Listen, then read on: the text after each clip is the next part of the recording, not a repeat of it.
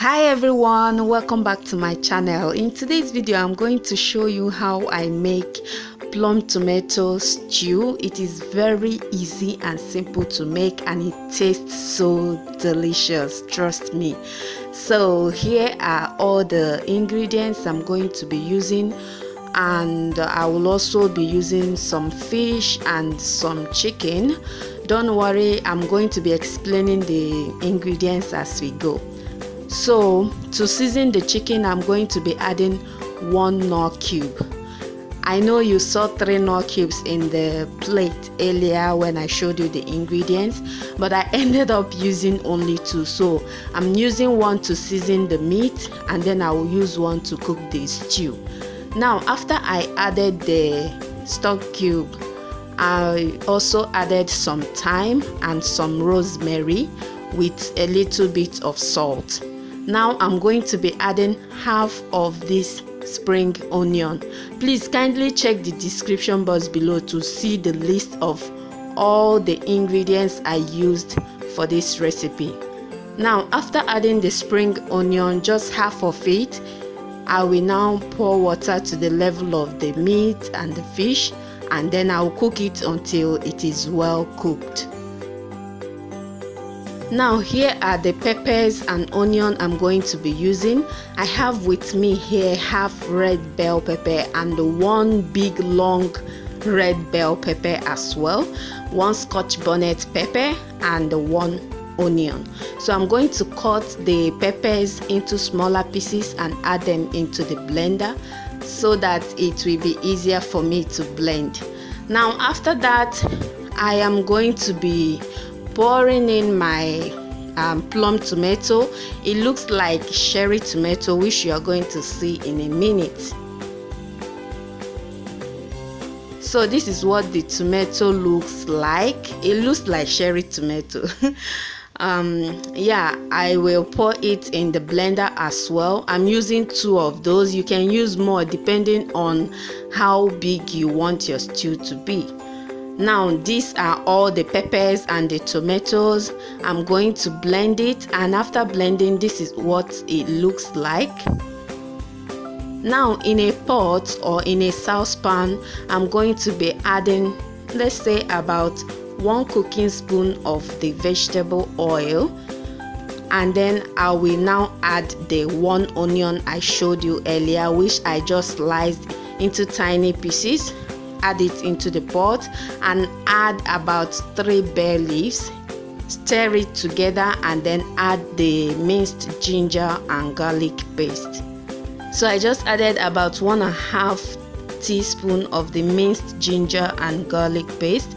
Stir it together and then add some thyme. Again, I like to add thyme in my oil because I just love the aroma that comes out of it.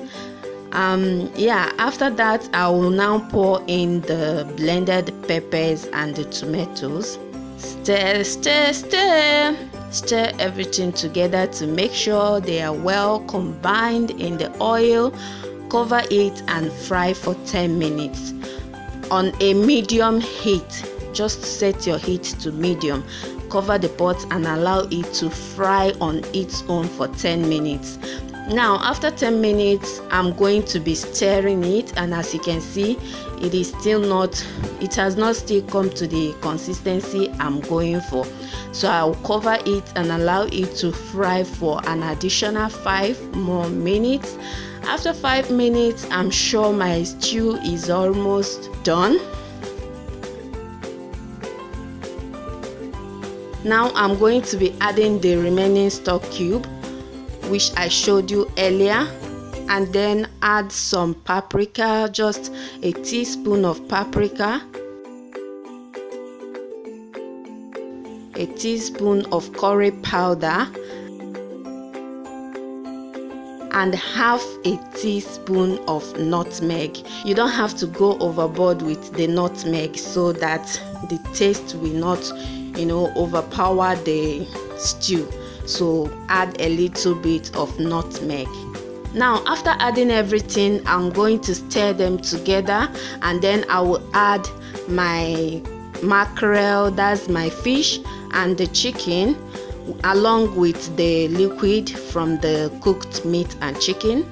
Mix them together, and the stew is a little bit thick for me, so I ended up adding just a tiny bit of water just to loosen it up.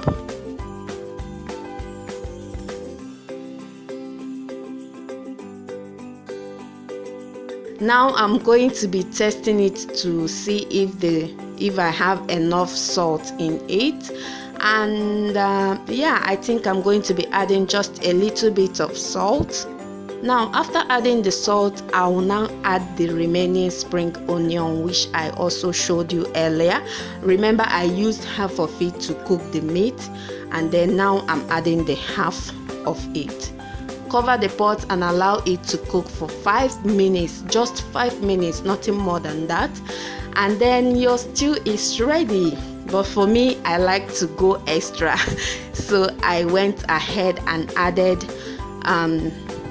some frozen spinach.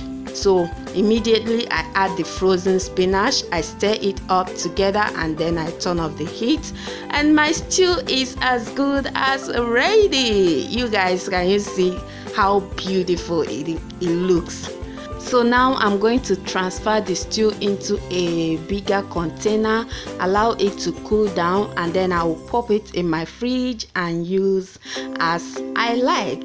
I hope you find this video helpful. If you do, don't forget to give me a thumbs up. Share this video as well. Don't forget to subscribe. I will see you all in my next video. Bye guys.